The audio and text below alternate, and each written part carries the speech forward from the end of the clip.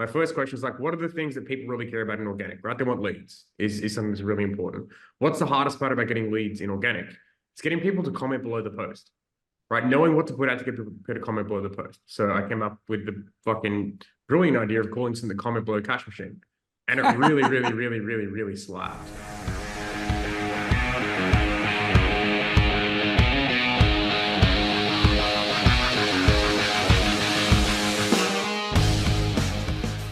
If you're in the business of selling your knowledge, your expertise, your skills, you're typically spending a lot of time in your head thinking about all the different things that you can do for your customers and clients. And that's great. It's great that you're an all-rounder, but that makes it very difficult to communicate and articulate why customers and clients are likely to hire you.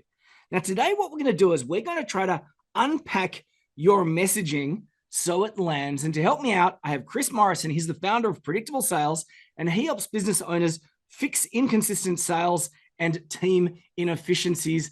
And mate, speaking of messaging that lands, just tell me the name of your business. Predictable Sales. Predictable Sales. How did you come up with that gem? Logic. Yeah, the idea of having someone work with me and make the lifeblood of a business predictable sounded quite appealing. My business partner, John, he started his first agency and it was called Andromeda Media. Like, what the hell is Andromeda Media? It's definitely a name. It's definitely a name. But predictable sales is, like we call it the biscuit tin approach, because you buy the tin of biscuits and on the side of the tin it says biscuits and everybody knows what's in the biscuit tin. Right. I've always had a desire and knack to help people like opt in for something that they actually understand already. I spent a really long time trying to come up with names for things. There was as an example, right? Like when I come up with, say, lead magnets or whatever else that it is, like there's two things I'm always looking for. The first thing is like, when it comes to messaging in particular, right? So as an example, we do a lot of organic marketing. My first question is like, what are the things that people really care about in organic, right? They want leads is something that's really important. What's the hardest part about getting leads in organic? It's getting people to comment below the post, right? Knowing what to put out to get people to comment below the post. So I came up with the fucking brilliant idea of calling something the comment below cash machine. And it really, really, really, really, really slapped, right? Like we got like, I don't know, 4,000 or 5,000 people who wanted the comment below cash machine. There is an SOP for it. There's a training for it, and there's a swipe file of about 800 offers that worked. So you can literally just pick, choose, and sort of go from there.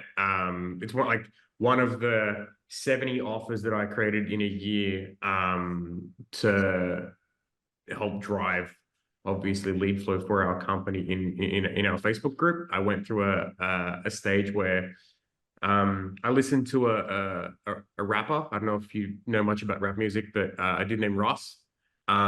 He was mentored by Gary Vee, and instead of bringing out albums, right, he would bring out a new song every week. So he had an album coming out in August, let's say. He would have 14 songs released the 14 weeks leading up to August on the actual release date of the album, and he would release each song with the same promotion that an album would get. Right? So they would get 14 times the promo for the big thing that by the time that the album actually released, everyone already loved each song one by one. I love this. So right from the beginning here, like I was saying, smaller promises get faster decisions. And Chris here has talked about, what was it called? The comment below cash machine. Comment below cash machine, right? Yeah. Now, everybody's trying to sell something big, transformation services, but however, in the context of a lead magnet, Chris has got the comment below cash machine, and it is this tiny aspect of sales and marketing, getting someone to comment on a post so that perhaps you can follow up and have a conversation with them. It's the hardest part. I've always thought about when it comes to lead magnets, like there's a flood and sea of them out there, right? But what's the part of the thing that people are already downloading that's the hardest part to figure out? Yeah. right? So it's a super simple promise that's tied to a very obvious, but a very hard problem to solve too. And it's super, super simple. Like the rapper, and yeah, I mean, like I haven't listened to much rap since the 1990s. I'm more of a Public Enemy guy, if you know what Yeah, I mean. I was all there. Don't worry. But yeah, one song a week over 14 weeks, which is roughly about 3 months. Yeah. When we do email sequences, we put them together in 12-week sequences, and then we just run the same sequence again, because over 3 months, everybody forgets the email that they got 3 months ago, and we just run them according to theme. Hey, what's the worst business name that you've ever come up with? You ever come up with a really bad business name? Bad business name. Yeah. Someone in the background just went, yeah. Yeah, it's one of the teams somewhere. Yeah, I don't know. I'm just trying to think like the business names that I have, like Fit Pro Sales Coach, Cold Email Mastery. Not really. I don't think I've ever come up with a shit business name. I think I've always taken pride in the names. Yeah, you know what? It's funny because we were talking about earlier, or maybe we'd already hit record, but you said you were bad at coming up with names, and that is the opposite of the truth, Chris. You're very good at coming up with names. My first terrible name was oh man, you'll love this. Entrepornography.com. Yeah, that's got some connotations. Yep, very good. We're there. Where entrepreneurs go to get their kicks. That was the line. And then better than entrepreneurs going to get their STDs. Yeah, that's right. Well, it's funny because when I put it out there was a woman called Vicky from Queensland, and she immediately said, "What's going to appear on the credit card statement?" And then this American partner said, "Wasn't mailing for me?" And I said, "Why aren't you mailing?" And he said, "Yeah, can't you come up with a name that's not so freaky?" So we rebranded as the Not So Freaky University, where we take the freaky bits in business and unfreakify them. So there's a mouthful.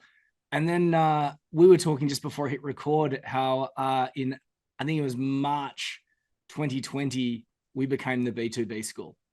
And interesting. That there is, I was at an event, I'm sitting there, I'm listening to people, do our training. And there was one group of people that were crushing it, and they were the B2B business owners. And I left that night and I went, we're the B2B school. So predictable sales says what it is. B2B school says what it is. So 2 months later is when I first reached out to you in 2020. Wow. That's hilarious. A wild, crazy year. That's hilarious. Now you got something called the offer linking method. Tell me about that. So I think too many people are putting offers out, or lead magnets, or anything that is designed to acquire a client or convert a client, right? And it came about because I was having a really hard time working with one of our account managers in the company, and he was having a hard time teaching people how to set calls via direct messenger, right?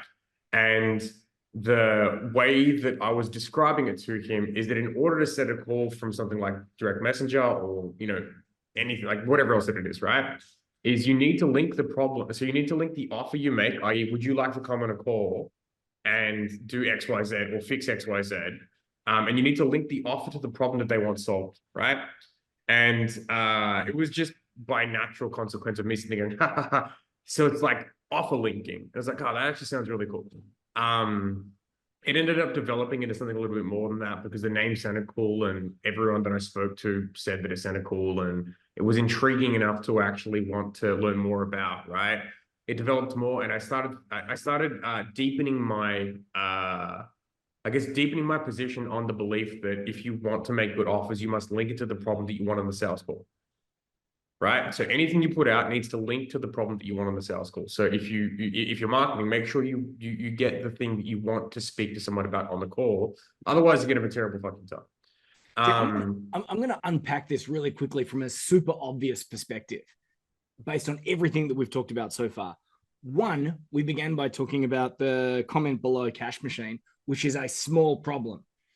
Then that there is a big headache. Now, we also talked about coming up with names that say what they are. But however, Chris here has just given another example of having this problem where we're having a conversation with someone via email or in the DMs, and we're struggling to redirect that conversation to the problem that they have. So he's got a name around it. But again, it's one of those real headaches that everybody has. Have you ever seen someone slip into your DMs and it just goes back and forth forever and ever and ever and ever, and they never really get to the core of the problem, so they never actually are successful in booking a call? I mean, is that a rhetorical question? I train people on that shit, so yes, absolutely. It's exactly what you see and why you created that thing to solve that particular problem. The offer linking method. The third bit that I just want to quickly unpack, small need, small problem, painful problem, giving it a name.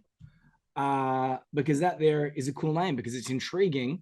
It's a little bit different to the biscuit tin. It's intriguing, but people look at it and they go, what's that about? And then and then once you describe it, it clearly defines the problem that they have.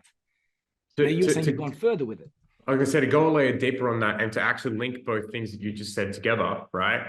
The comment below cash machine is actually an example of what offer linking done right looks like. So what I mean when I say that is that if you think about your ideal client's current position and their goal, right? And the three things that you would need to be able to actually help them get there, i.e. usually the things you put in an offer presentation or whatever else that it might be. We always love the 3 steps. Humans' brains loves working in 3. But if you take those 3 things, so let's assume that it's like, B2B. It's going to be lead gen, lead conversion, maybe team. Let's just say it's those 3 things, right? If you break lead gen down into what are the 3 things that typically, like most people fuck up when it comes to lead gen, or what makes it that people have a hard time getting good leads? So maybe it's offer, lead source, and maybe some conversion mechanism or whatever it might be. Now, each of those 3 reasons why someone might not have leads, which is one of the core reasons they don't have the ideal outcome they want in their business, each of those 3 micro problems are the things you would create lead magnets around, right? So, but you know that when you put something out like that, if you put the angle, or if you angle it effectively, you know that if someone opts into that, they have the problem you wanted to sales call instantly, right? And instead of having to actually dig through a million different questions, right? You know someone has opted in because the way you've angled, the comment below cash machine, right? Someone wants to, like, the only people who comment below that are people who either are currently doing an organic marketing to generate clients or want to do so. There's no, the only person who does that outside that are those people who seem to enjoy collecting the digital library that has so much dust in it right now, it's not funny. But what I noticed is that the quicker I got to actually get someone to opt into a problem that I know that they have, that I know that I can solve, I can immediately go and say, cool, man. So it's like, are you currently doing organic marketing, or would you like to get started with it in particular? And now we're in a conversation where it's really easy for me to lead them straight to a solution on the problem I know that they already have. So I can link anything I put out directly back to the pain point and offer up and make to someone that I want to make to someone on a sales call. And I know that they're actually going to be at least, there's 3 other things I need to check, but there's a high probability they're going to be the ideal type of client I want to work with without having to put much additional thinking into it. Because if you've got the right audience and you're putting the right thing in front of them that leads back to the thing that you sell, it's really hard to lose. Back to the super obvious thing here. Chris said something that he and I would take on, just do intuitively, but having a clear target audience clarity, matching the problem to the audience. So going out there going, okay, this is my audience. What are the problems that I have? They talk about, so then we can identify one of those problems. It might be no one's commenting below. It's a small problem, but it's a big pain. Give it a name. And then there's another element to this is Chris mentioned doing things in 3s. because the human brain latch onto things in threes. Now, I don't know if you know this, Chris, but the framework that we are slowly pulling together right now, unfortunately, has got 5 things in it. But however, when I'm doing It's stuff, gonna fail, man. It's gonna. No, I'm kidding. yeah, it's gonna be a disaster fail, because it's got too much in it. It's gonna be the worst. It's gonna be the worst. But the power of 3. I mean, like every time we pull together a methodology, every time we put together a framework, every time I do a webinar, I sit down and go, what are the 3 things that they're going to need to get right if they're going to make this succeed? And then you just run through those 3 things. There's an inverse. If you don't get it right, it looks like this. If you get it right, it looks like this. And you run through the 3 things, pull those 3 things together, and you get the bigger outcome. You were talking just about this whole hand raise post lead generation thing. And I'm gonna seg in a completely different direction right now. What's working for you when it comes to lead generation? I mean, I practice what I preach. I think when I'm working with someone, what I notice doesn't work for people that used to is many people outgrow the target market that they initially started working with. And I think one of the hardest things that they typically tend to come up against is they use the same messaging hoping they get a different type of client. And what works really well for me is making sure that as they develop, as grow into the next evolution and version of business owner and business leader that they are, that their target market that they actually market to is upgraded to the level that they now should be playing at. And I think that what doesn't work, that most people don't seem to grasp, see, or wouldn't be super obvious to them, but is to you and me, is that now you might not have the greatest people hopping onto calls because you're talking about leads, right? Leads is not typically a high quality problem to solve in most cases. It's typically a low quality problem to solve because the people that need leads don't usually have a whole lot of clients, right? But the people who do have a whole lot of clients may be people that have a team of 84 people that they need to get great opportunities for. And the issue is that they have a whole lot of team leaving. And if they just had the right type of person showing up on a call for them, then you'd be in a position where you wouldn't be losing your team, which is the lifeblood of your business. And what works really well for a lot of people that I see that they can't see, and it's not super obvious to them, is upgrading the messaging for the type of clients they do actually want now, because they've actually gone past and they've outgrown the original people that they actually needed to work with to get them to the stage that they were at. And if they don't shift and change that, that's where I see people start going backwards real quick. So what works for me is like upgrading the messaging for the stage that you're actually at, as opposed to continuing to attract a whole bunch of brokies. Boom, mic drop. Man, that landed with me, mate. That, Chris, I mean, like that landed with me because there's an evolution in every business, and we're always going up another level, another level as we do. And as you said that, it just occurred to me that a lot of our messaging is still very much tied to the business model that we had when we were the SaaS company. Mm-hmm. And that was attracting a different type of person. Someone that wants to sign up for a $79 tool online is quite different to someone who's running a much larger organization. So super obvious for Chris is something that's also super obvious to me, but I'd forgotten. Oh. This is probably we were actually working through this yesterday with one of the companies that we work with, essentially redeveloping some of our messaging, right? Because we noticed that most of the people that come to us who pay, stay, and really get the most out of us are coming to us for messaging and positioning change. That's the first thing they're actually coming to us for. They're coming to us for helping us upgrade the type of person they actually want to work with, because we are unbelievably good at getting really clear on who that is, and repelling the people who aren't, and making sure that their offer is positioned in such a way that actually only the people who they actually want to work with would align with. Because the person who has the desire to work with someone that has a team, etc., someone who doesn't have that concept wouldn't even be able to see that, because the idea of team just doesn't make sense to them, because they're still trying to work out where their hands and feet are on most days, right? But so it's that, and then with the intent of being so we discovered that there's three things that we know about all our best clients. They don't want time. They're happy to work 14 hours a day. No issues at all. They just want to see a reward from it, right? Like they typically are the grinders, the hustlers, and all that stuff, right? But they just want to make sure they're attracting the right people, that they're going to get the rewards that they deserve for it, and that they actually have a team that they can trust in, so they don't have to do all the effort alone, and they can work towards something really great together. So that's why we work so deeply on fixing inconsistent sales with the people they actually want to work with, and fixing team inefficiencies, because we want them to work as a unit, so they actually build millions and millions and millions of dollars in value in the market, and actually have an unbelievably fun life together while pissing a whole lot of people off at the same time. Is one of my favorite things to do. It's interesting that you're aware that your target audience is not necessarily interested in buying back their time, except to the extent that it allows them to be more efficient in running their business. There are some people out there, and they're very much attracted to seeing someone on a beach with a laptop on their lap. That's not me either. I mean, I love what I tried that, and I killed the keys on my computer. It's a terrible idea. I love the freedom of being able to spend time with my family and my kids, and being able to, be the master of my own destiny, the captain of my own ship. But it's very unlikely that I'll ever retire.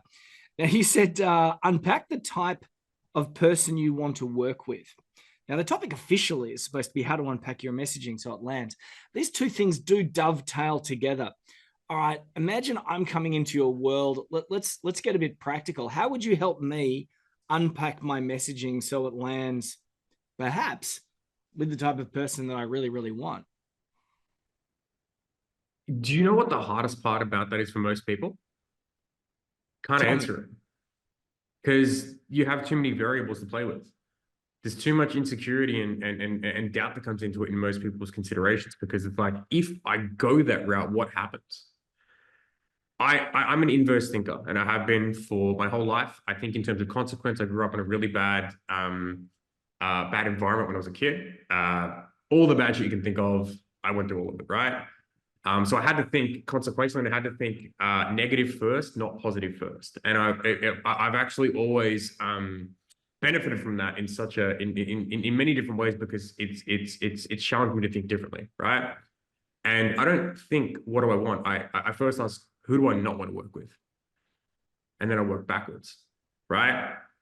Instead of considering the obvious, right? The super obvious, like, who do I want to work with? It's like, well, that creates it opens up the croc brain inside your mind. And it's like, I'm so scared now, because if I get this wrong, then I'm fucked.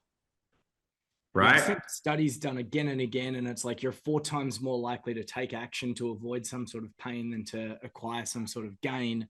Yeah. And by the way, this is probably why your inverse brain has helped you out so much, was because everybody's saying, come work with me and it will be brilliant and it will all be rainbows and lollipops. You probably go out there and say, if you don't work with me, this is how rotten your life is going to be. It's not far off. And they take action. It's not far off it. Yeah. Yeah. The interesting thing too, right, is like, this is like, so we have, like, offer linking, we've broken down into problem methodology, right? There's 10 steps to its person, problem, process. So person you want to work with, problem they have, the process you would take to actually get them to the next step, the promise you would make to that person to do so. Then production, which is producing content for that person. Prediction, which is when you get into an actual conversation with them, because you've put out the comment below cash machine, right? And you can now predict what problem they have, and you have a conversation with them about that. You have prevention, which is you find out what's preventing them from being able to hit that. Plan, which is the plan you put together for that person to be able to actually get to the ideal life, or whatever the hell it is that they want. It's probably not going to be the laptop lifestyle for us. And then profit, right? Profit and predictability. So profit is just where the money comes in and how to actually leverage that to get long-time customer value. And then predictability is being able to assess the numbers and everything else as well. So it's not just a marketing mechanism. It's a 10-step process that we run our whole business on.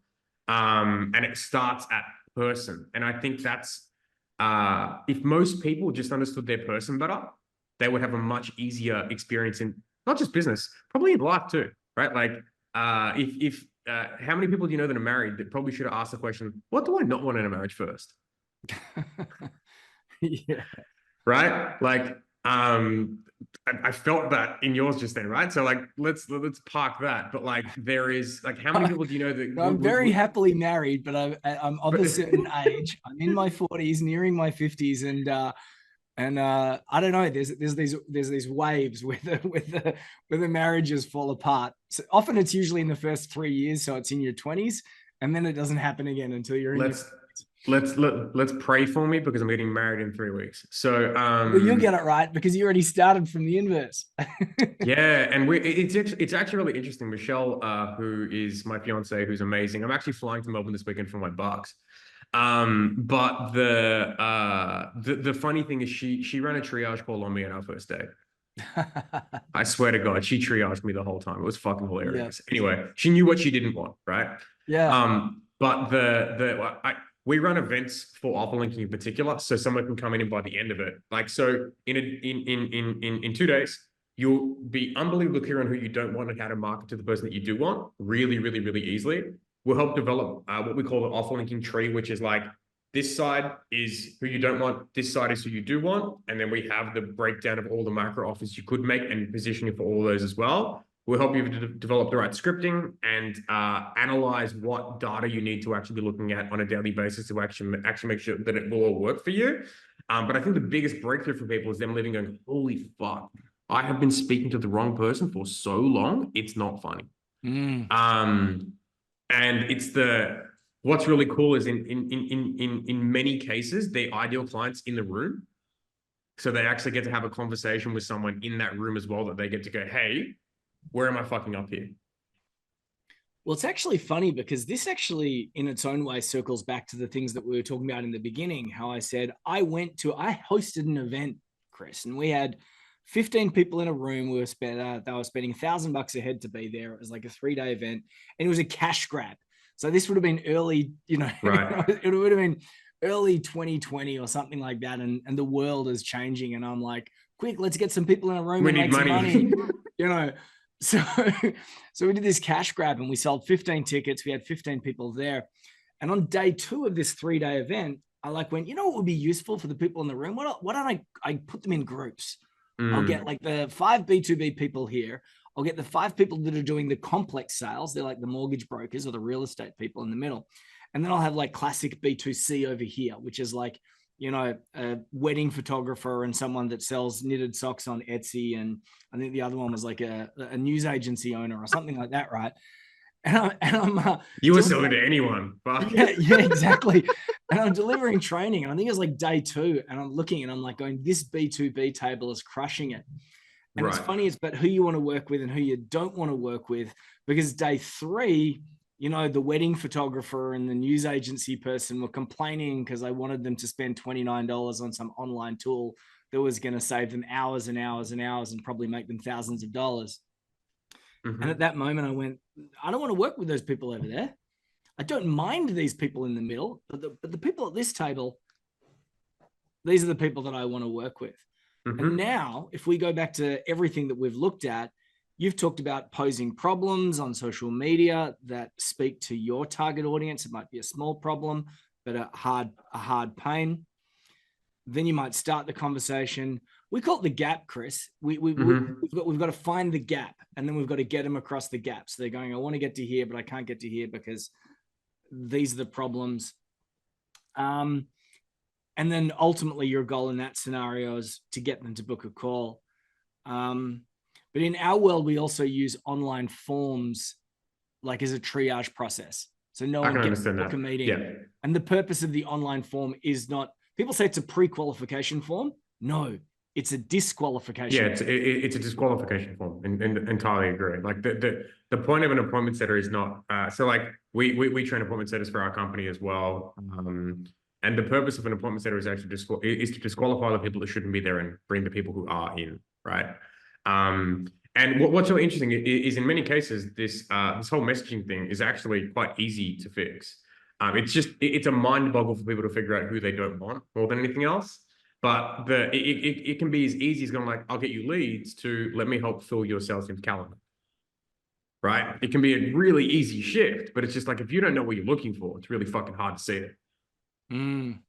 right? It's a really simple shift, but you need to know who you don't want first, because otherwise you'll just keep marketing on. Fuck, let's what's that old saying? It's like 50% of marketing works. Just got to work out which 50%. Yeah, it's half my advertising works. I just don't know which half. Yeah, to know which one, right? And then the advertising executive would quaff their Chardonnay, flick their ponytail, and then go hit the squash court. I mean, 1980s, 1990s advertising. Hey, so you actually ran through your offer linking method. There were 10 steps in there. I was counting them out. Can you run through them again for me? Because I think that there's a lot of value in just knowing what they are. So if you don't know who the right person is, you're never going to be able to actually run the business you actually want. So step 1 is person, right? Step 2 is problem, i.e. what's the biggest thing that's stopping them from getting to where they want to get to? In many cases, for someone who is working with a B2B business, if they want like a higher level client, you don't have to go far for me to look at seeing that most big problems become a team issue. Not a business owner issue, they're a team issue for most of the big guys. So it's like, what team problem are you solving in a lot of cases? Then we have the process, like what's our process to fix that? What's our, and we don't want to do a 5 because it'll fail, but what's our 3-step process to fixing that? And what's and then the promise. So as an example, maybe the promise that is that I can help eliminate all shitty leads and fill your sales team's calendar with people that actually want to work with you really quickly, right? So that's the promise you would make, as opposed to... Tell you what, I'm going to do it right now. Person. Let's say that the person is a consultancy or agency. Sure. Number 2. Now, the business of a certain size might be struggling to scale.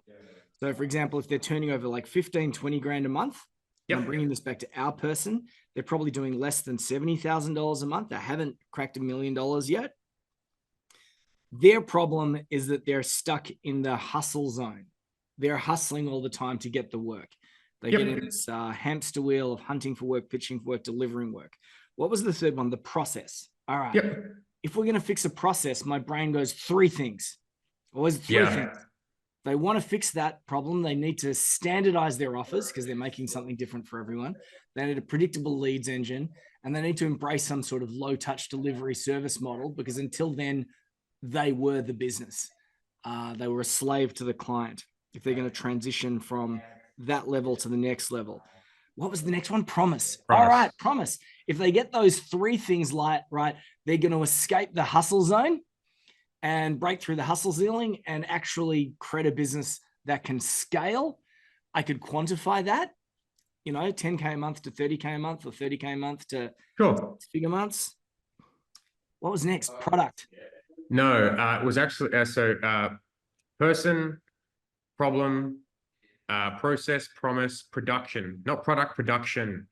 So think production, you're now filming, right? So we just use the word production because it's content creation, essentially, and it starts with P. Correct. So essentially what we're looking to do is make sure that all the content that you do put out, and it's belief shifting based content, or we have something we call MV marketing as well, which is like, hey, what you're doing sucks. Look at our client stuff, it's so much better, and you should envy that. Consequence marketing, which is like I dig deep into like, hey, there's two levels to consequence marketing, right? Like I like thinking about what's the second and third order consequence of someone working with us that someone else would normally say is a bad thing. I'll give you a good example, right? Man, it's going to be really tough for you when you have to give out 48 grand in sales commissions for your closing team, right? However, it'll mean that you made $5 million last month. Yeah. Right. So the big scary thing you didn't want to do that you fear doing is actually going to be a positive when you work with me. Yeah. Right. And so that all comes into the production piece, which takes us into a prediction, right? Someone opts into something like that, you can predict the problem that they have and you know where they're at. Yeah. They're not going to be doing that if like I gave some examples before. If I jump into the production piece, you had a couple different ones there. One was leadership aspirational stuff. Everybody that's presenting your world. People often want to be part of your world. The second one, you said consequences. We say unintended consequences. What did you call it? Consequence marketing or something? Consequence marketing, yeah. Unintended consequences. It's like, hey, we'll show you how to create content. And this is Gary over here, who unintentionally created a PDF for the purposes of creating an opt-in gift and ended up selling it for $10,000, whatever. But he had to give up this part of the business to get there. Was it the third part of production you said? There was a third element of production? This were just examples of what good content could sound like, essentially, right? So it's like coming up with, like, for me, the frameworks that I have for content are like envy marketing, consequence marketing, belief shift marketing, and then offer marketing, right? They're like the four things that I'll typically do to actually market effectively. And I typically want it to hurt someone's core. Like I want my content to actually shock, right? I want it, like, in a past life, and I'm bringing it back to where I am now.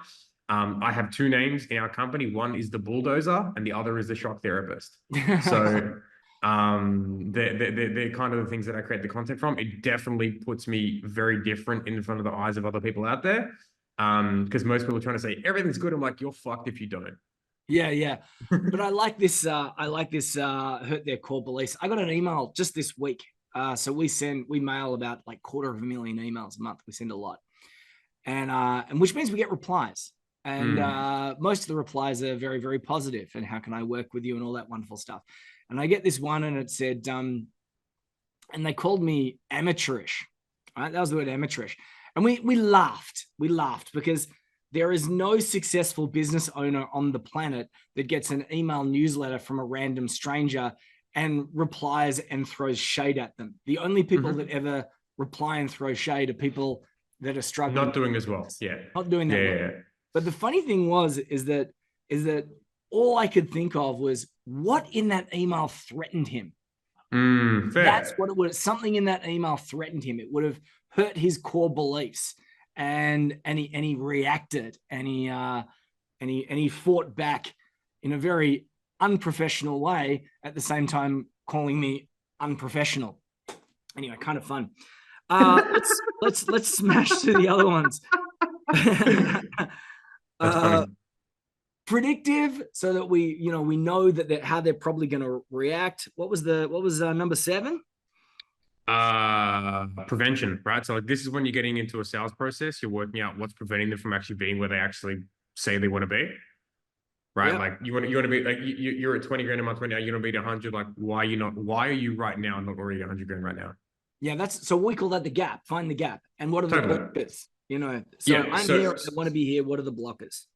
And absolutely, it's like, why are you not there right now, right? Because in many cases, that's not actually a business problem. In a lot of cases, that's a human problem, right? Because many people could already be there if they weren't actually sabotaging in many cases. Yeah, or just simply prioritizing the wrong things.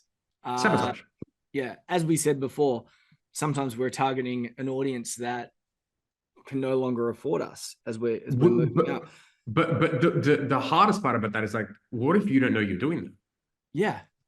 Right. Like, most people out there going like, you asked me a question earlier, right? And the question was like, well, what's working for you now? I'm like, how do you know what's working for you now isn't what worked for you a year ago? And because you heard some shitty saying, which is like, go back to what worked for you in the past, you're just creating more of the same. You're creating more of the same hatred that you have for your business right now by marketing what worked in the past. And now you're just getting more brokies again. That happens a lot. We have our weekly group calls and team calls, and we say, we start with what are we grateful for? It sets the tone, because otherwise everyone just ends up talking about everything that's not working. Then we actually say what's working, and then we say what's not working. And what that allows us to do is it allows us to identify the things at their core that are working before moving on to the things that are not working, so we don't throw everything away. Which means that what we'll find is generally there are things that we need to hang on to, and then we discover the things that need to get changed. Anyway, conversation for another day. What do we got next? Next is plan and... Yeah, so prevention, plan, profit predictability, right? So the plan for them, like, is that what we're doing next? We're giving them like a plan? So plan is usually linked back to your process piece. Right? Because like, your plan for them is usually going to come down to the 3 things that you would normally do for anyone anyway. You just pitch it in a way that makes sense for them based off of their plan in particular. So it's sales, right? Profit is where you actually, 1, get money, convert them. 2, build out their process to have a long lifetime with you, so lifetime value. And then predictability is just knowing your numbers back to front. Yeah, cool. That's awesome, man. You know what I'm really looking forward to doing with this particular podcast episode? I want to put it through some AI tool. and it's probably going to take your formula and turn it into some sort of cheat sheet. And then we'll get it branded in your colors and whatever, and you can use it as an opt-in gift. We might use it together as a cross promo tool, who knows?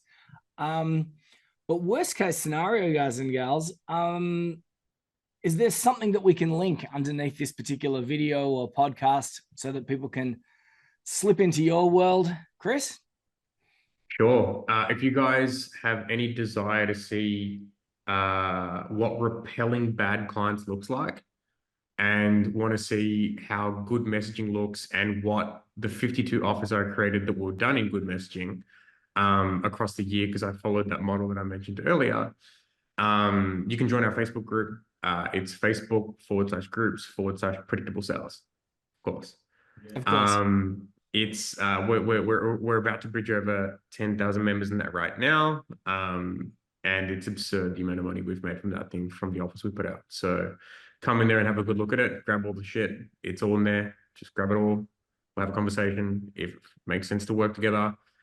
If it doesn't, you don't want to speak to us, just take the thing and run. That's cool too. No issues whatsoever. You'll get a shitload of value from it. I put more effort into some of the lead magnets we put out than some of the conversations I've had with my wife. So that's the best place to find me.